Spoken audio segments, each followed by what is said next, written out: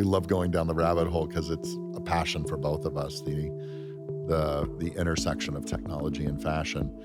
Is that a topic that's going on when you're teaching your students? It's obviously a daily thing that's happening when you're the designer. Yeah, But is that happening? I realized that it's only for special cases, and I was expecting more cases than I actually find.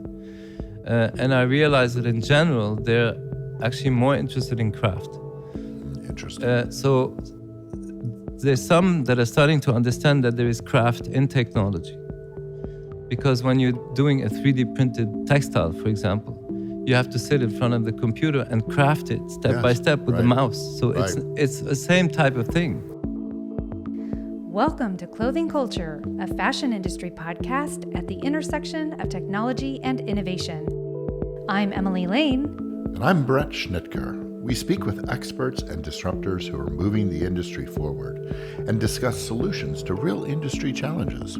Clothing Culture is produced by Stars Design Group, a global design and production house with more than 30 years of experience. Welcome back to another episode of Clothing Culture. We have a delightful conversation planned for you today. We are joined by celebrated fashion designer and esteemed educator in the fashion industry, Gabi Asfour from threeASFOUR. Thank you so much for joining us, Gabi. Thanks for having me. Yes, and welcome to our home office. Yes, pleasure to be here. Yeah, so Bret, I know you have so many questions on your mind. Well, we've both been involved in, you much more heavily than I in education and the passion for our next generation. As you, years ago when we started in this business, in different areas, of course, but the minds that we had were not like the minds of today, the students of today. They, in some of the fashion finals that we're seeing from seniors graduating from universities, they're really wrestling with some very, very challenging topics. When we were younger, I think we were all about the party, but I'm speaking for myself, of course. But, what are you seeing today with your experience with There was a lot kids? of party on my side as well. Yes, right. No, I'm seeing that in general, this is kind of a movement all over the world. Consciousness has risen up so many levels. And I think the younger each generation that I meet each year, I've been teaching since 2011. Every year, every cohort becomes more and more conscious. So it becomes something where consciousness with things like sustainability, social issues, becomes something indented in them. It's not something they have to strive to learn about. It's part of their natural kind of awareness. And you have students from all over the world. Are you finding that consciousness rising at the same level regardless of country? It really feels like a global movement. It feels like news. every country is as conscious as the other. What do you attribute that growth in consciousness to? Well, first of all, the students are very aware of their own cultural heritage, their family difficulties or non-difficulties, their country difficulties, the oppression, the famine, the garbage that's happening, social issues, justice issues, governmental issues, religious issues. They're aware of everything. Yeah. And I get so many topics from so many different students, and they're very personalized. Each student really has something to express. But it's all related to, in general, I can say consciousness. I cannot just say it's related to global warming or social issues only. It's all together. There's a great deal of thoughtfulness. Awareness, yes. So thoughtfulness is coming after awareness. And then there's the active action movement towards doing something about it that has a worldwide impact. Because they don't think about it anymore as a school project. They think of it as they're going to finish and they're going to go into this full-time, seriously. So they're kind of these activists Interesting. How is that getting translated then into their designs? Well, I teach the Masters of Textiles program, which is a newly launched program that I was invited by Lee Edelcourt, who's a fashion icon in terms of trend setting. And she was invited by Parson School of Design to start a new type of MFA, Masters of Textiles, at Parsons. And she wanted to do something completely different because she felt that the fashion industry was much more dependent now on the textile industry. So she wanted to do something that was very ahead of its time and visionary because she's a trend-setting service. So she saw that hybridity was the most exciting thing for the future, which means a collaboration and a merge between two things, craft and technology. Because craft in general in the world, craftsmanship is starting to get lost. And if we don't do something about it, we might lose it completely. So right now there's, for example, a kind of importing of craft from different countries in the world without importing the culture that is associated with that craft and the knowledge such as the spirituality or the cultural association. So then the know-how becomes more about somebody who is westernizing their craft to make objects or things that Western culture needs. Sure, so we are losing other people's cultures all the time here. Yeah. So, and I feel like that's why it has to be cheap. So I see that very soon this whole thing is going to turn around, where the craft will be about the culture, will be about the history of the region, the history of the craft itself, the appreciation of it, the objects or whatever it is that is made out of it, the actual objects that craft is meant to make. Because you can make a vase or you can make a carpet or a piece of clothing, a small example, or a basket. So I think the only way to preserve this is for the mass public to become aware of the preciousness of the craft, but that's related to the history of it and the culture that is associated with it. So you cannot really appreciate it if you see it at any Western store. You have to see it in the context of where it's coming from and why. So there's lots of things such as colors, materials, patterns that people don't think about, but these patterns have certain meanings and certain associations. So that, I think, merged with high technology, which means it doesn't mean that we have to get 3D printing mixed with basketry, but maybe, yes, high technology in terms of how to dig deeper into the cultural craft. And that's the kind of, at least that's what I see, that's going to turn around this whole appreciation and value of craft. Well, and as civilizations evolve, technology evolves, so does craft. Yeah. I mean, they have more availability to different materials, more availability to different machinery, so you can still maintain a cultural heritage evolved from a place that was years ago to a new space today. And I think that's an exciting conversation. Yeah, imagine doing basketry with 3D printing, for example. Right. So, but then without losing the cultural heritage of how a basket is formed, So step 1, step 2, step 3 until the end, and then what colors are involved and materials, because then we can print it with straw, or we can print with cotton, we can print with wool. So that's the kind of what I see as a very exciting place to preserve lost cultures and history that somehow we forgot, that actually helps us a lot in terms of understanding our world better. Well, and I think that's, not to get too esoteric, but that's kind of the challenges we're dealing, right? Yeah. We're forgetting to appreciate other culture. We're being very egocentric in terms of, many are being very egocentric in terms of their thought process. They're afraid to walk across borders. They're afraid to understand other cultures. And in a way, this trend with the youth is a way of, again, breaking down the barriers and letting people know that, hey, we're just human beings too with a different background. Yeah, and we are more exciting with different backgrounds. Yeah, absolutely. Less exciting with the same background. So it's kind You're of right. common sense because you have variety, you have education involved in it, you have, a quest for knowledge, for interest in understanding a different culture, and interest in understanding a difference. How is this, some of these shifts that you've seen among your students, and how has this informed you as a designer and what you're doing now with your own collections? I have to say it's very inspiring to see that there's always room to learn about something new. There's always room to challenge yourself, to be more creative, if you think a little bit different.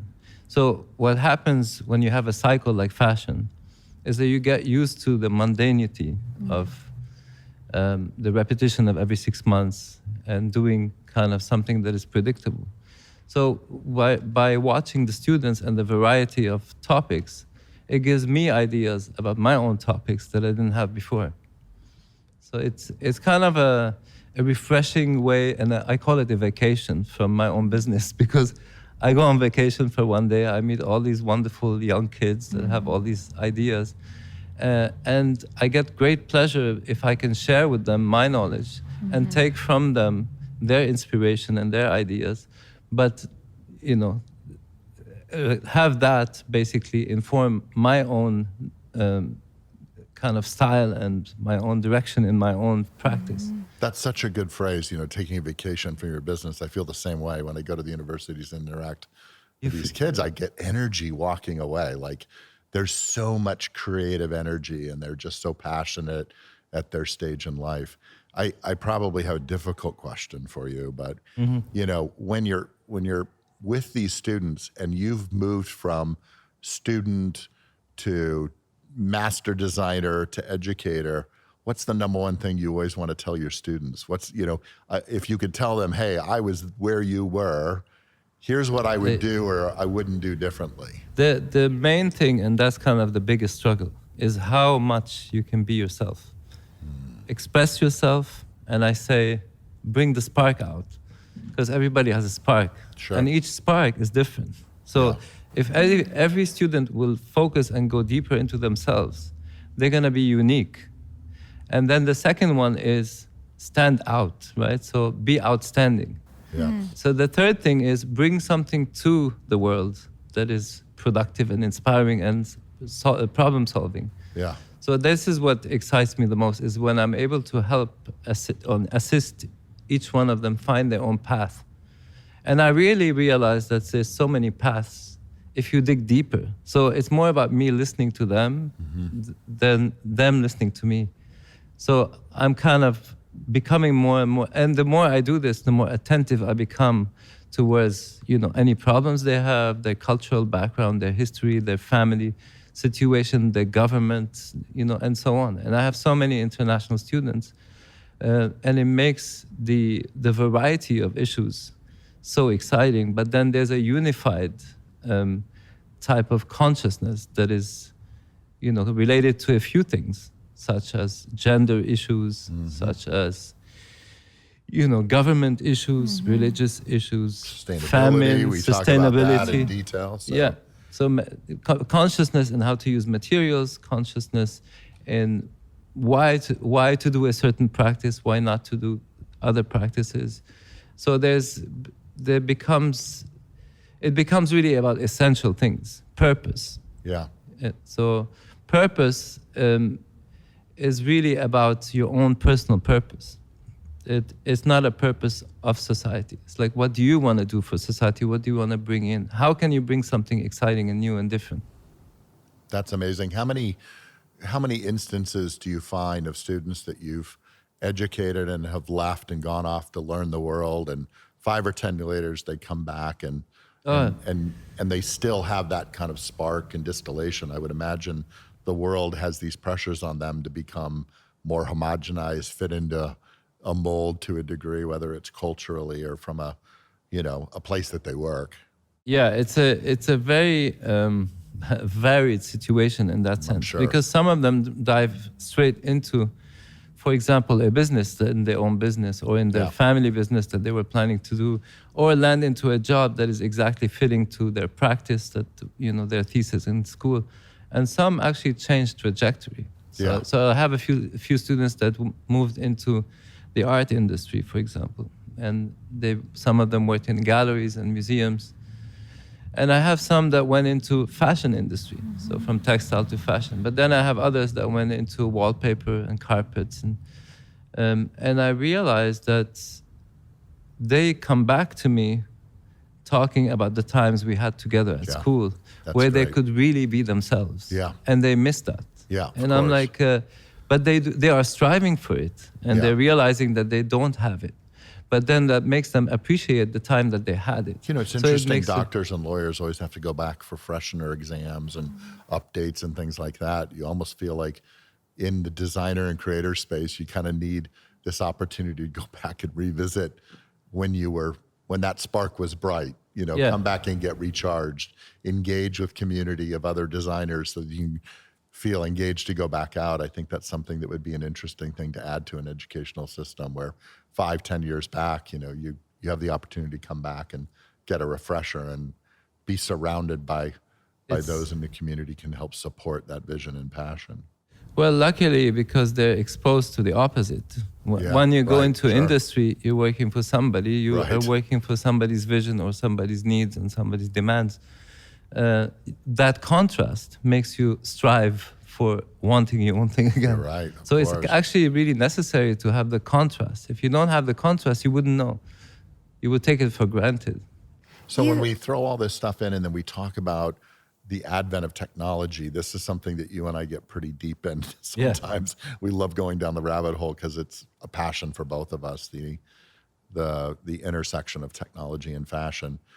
Is that a topic that's going on when you're teaching your students? It's obviously a daily thing that's happening when you're the designer. Yeah, but is that happening? I realized that it's only for special cases, and I was expecting more cases than I actually find. And I realized that in general, they're actually more interested in craft. Interesting. So there's some that are starting to understand that there is craft in technology.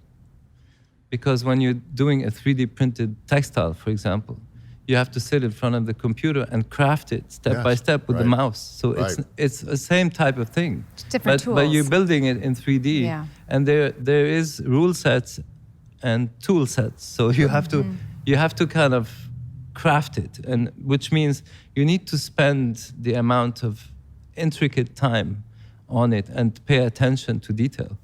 Otherwise, it's the same thing. If you do it fast, it's going to look fast. So this is the kind of stuff where craft and technology, I think, merge in a place where the student is very excited about the method of building, so the craft itself. And, they go into meditation doing it. And it's so wild. You just spoke at MIT. Yeah. That's got to be a pretty revolutionary thought in our industry for a artist designer to go hang out at MIT with all these kind of numbers people and physicists. And how did that go? What was that like? Well, I come from a background of engineering and architecture. So for me, the way to build clothes has always been a little bit, mathematical, and physics are involved, science is involved. So MIT noticed that. We've been in conversation for a bit, and this time it kind of clicked because FIT was also invited, and there was a few. So it became kind of a festival of technology and fashion. And of course, they saw what we did with digital fashion. So they invited us to talk about technology and fashion. And it was very exciting. So the topics became, the topics we presented were virtual fashion. So that's number one. 3D printing, AI, VR, XR, digital environments. So because we have used all these things, So we didn't even bother talk about laser cutting or digital printing because that's like so old somehow. Right. But there was no time to talk about it. And the director of the museum actually was very surprised at the themes, the scientific themes and the mathematical themes and the physics that we were. So we had a really nice response from,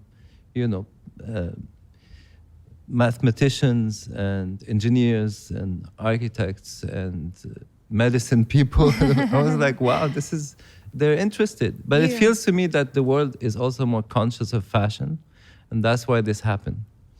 So it's a great pleasure to merge fashion with all of these fields. I think because it's going to enrich it. You've always been scientifically minded. Even your designs incorporate, the sacred geometry, and there is a beautiful intersection of science and art throughout history. So I'm glad to see, great institutions like MIT and Harvard seeking to bring those together more intentionally. It's actually a great pleasure because what will happen through this is maybe collaborating with a chemist or an engineer, and that's a dream come true because they're gonna bring to the table things that will actually make the fashion more augmented in that space, which means it's gonna be new. Mm-hmm. And so innovation is gonna be in the forefront of something like this. So I'm very excited actually if we get a chance to, which I think we will soon.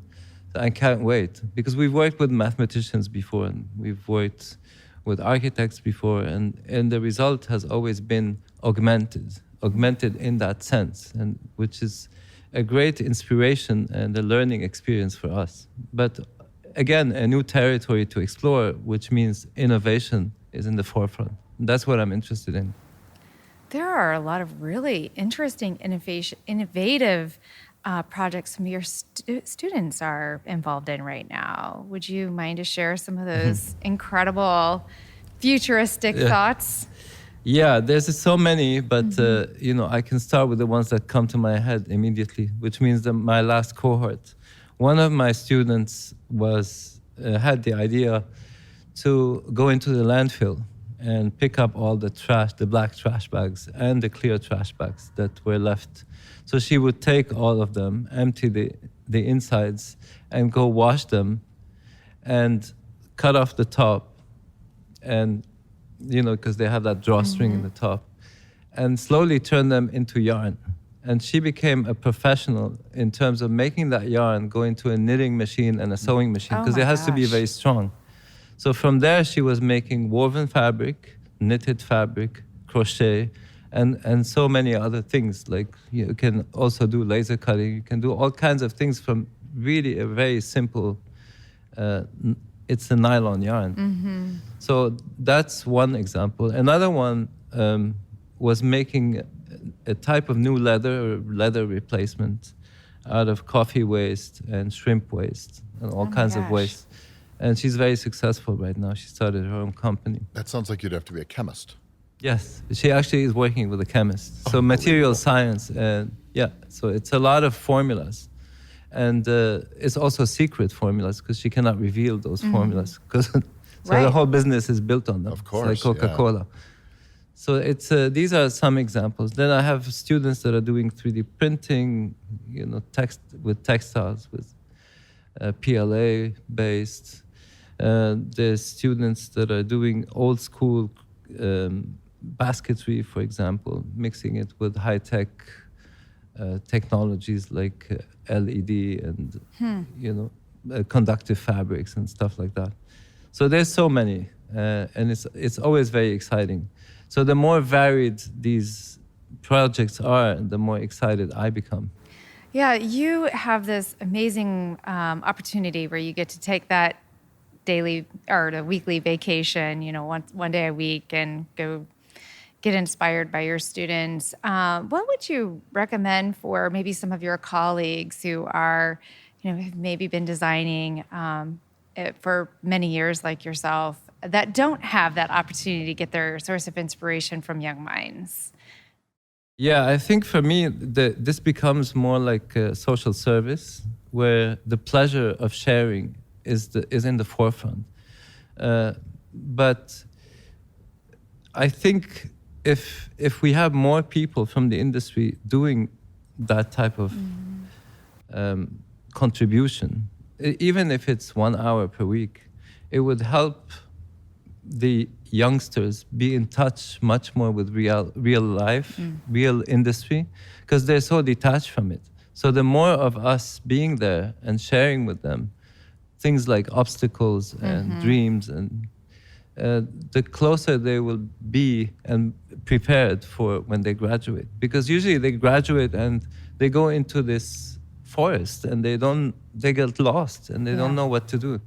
So the preparation is really crucial.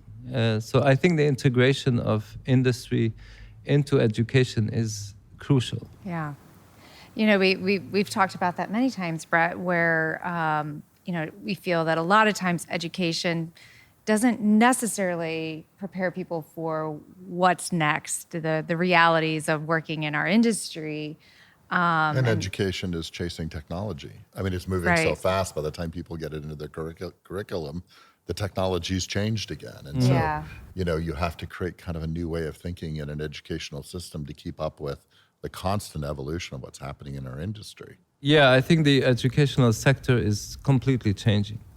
There's a lot of old paradigms that are completely not functioning today. anymore. Yes, because the students don't want it. Right. They don't accept it. They refuse it, actually. Yeah. So I have been extremely adamant on turning the focus from establishment to individual. I think that's how we're going to get better results, because at the end, if we have stronger individuals, we'll have a stronger system. We'll have a stronger government, community, country, and so on. So there's no other way around it. And I think the students are understanding that. So you cannot tell them you don't know. You have to tell them, can you share with me what you know? Yeah. This is the type of angle that, and then I tell them, can I help you find out more? How can I help you further? So this becomes a whole different approach where I'm the assistant and the aide, and instead of becoming the dictator that tells them, you have to be like this, and this is the way the system works, and that's how the industry works, and there's no other way. I say, can you present new solutions to the problems we have in the industry? Well, this has been incredibly insightful. I love being the concept of kind of being a constant student in life, while also providing mentorship. And also, I love what's happening, the immersion of what the sciences can bring to this world that we work in the fashion industry. So thank you for helping to walk us through some things that are bringing you inspiration in today's world. And any other final thoughts to share for fellow colleagues? Thank you for having me. It's a pleasure to be with you guys. Great to have you. And great conversation. Yeah, thank Always. you. Don't forget to subscribe to stay apprised of upcoming episodes of Clothing Culture.